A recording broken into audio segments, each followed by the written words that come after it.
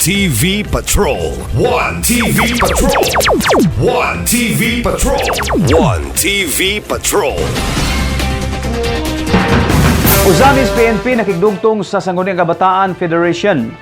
Wala usab palabya ang higayon sa Usamis PNP labi na sa Women and Children's Desk na makapadayag sa mga programa o kampanya sa gipahigayon nga quarterly meeting sa Sangguniang Kabataan Federation sa Usamis dili pa lang dugay. Nagkanayon si Police Corporal Judy Flores sa Women and Children's Desk sa Usamis PNP nga hugot ang kampanya sa Usamis PNP labi na sa kababayen-an minor gumikan sa taas nga kaso karon sa rape sa Usamis. Nagtuo ang Bausi section sa Usamis PNP nga ang mga SK official sa barangay makatabang usab sa pagpasidaan sa ilang mga kaubang kabatanunan sa barangay nga magbinantayon panahon sa kagabhion o tumanon gayud ang balaod sa curfew hour.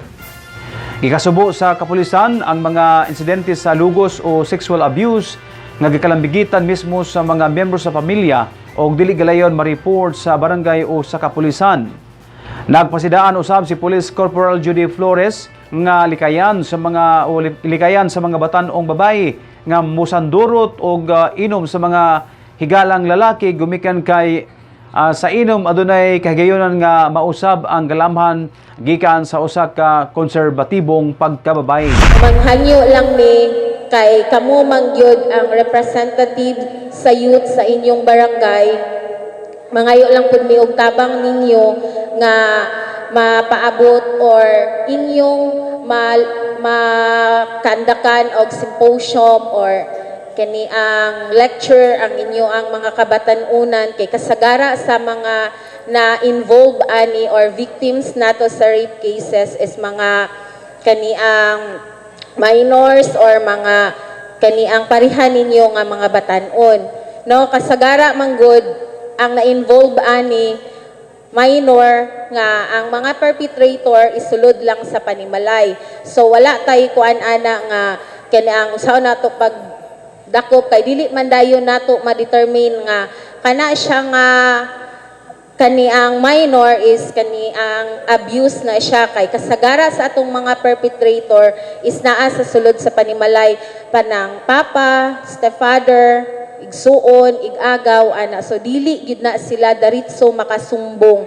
So ang atong mabuhat ani is kanang mag-conduct og lecture aron mapa-remind sila permi og mahatagan sila kusog nga uy naa di ay mutabang namo. Then katong kasagara pod uban ani kaning mga batan-on nga nag-involve og inom-inom.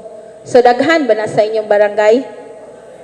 Or so na dili gid na mawala no kaning kasagara namo mga victim ana is kanang grupo-grupo bitaw nga mag-inom-inom pagka human nag-inom mawala na sa passing dayon nanay nahitabo kay usahay pag mausab biya ang atong huna-huna di ba pag mahubog na nayuban aggressive ana dayon naa pa na ilang giinom basta may alak may balak gid na no so kita mga babae aware gid ta ana nga pag once nga mag-inom-inom na, dili na gid ta palabi. Bilin gid tag pamiliti.